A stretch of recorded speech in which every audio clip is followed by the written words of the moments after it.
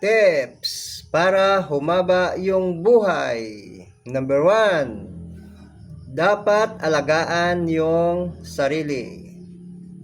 Yes guys, paano naman pangalagaan yung sarili natin?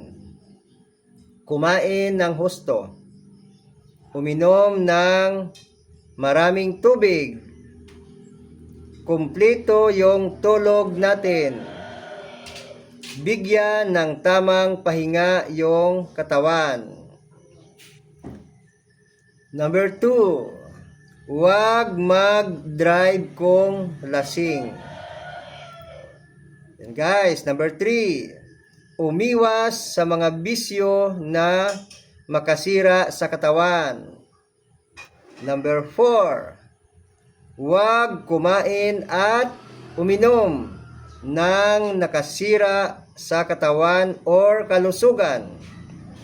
Number 5, umiwas sa away at gulo na makadulot ng patayan or bugbugan.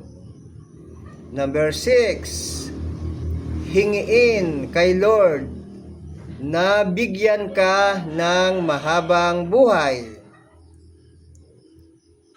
at ang inyong mga mahal sa buhay. Yan guys, yung 6 na tips para humaba yung buhay. Marami pong salamat. Huwag kalimutan i-like at mag-comment kayo dyan guys at mag-share. Yun lang guys. Thank you guys.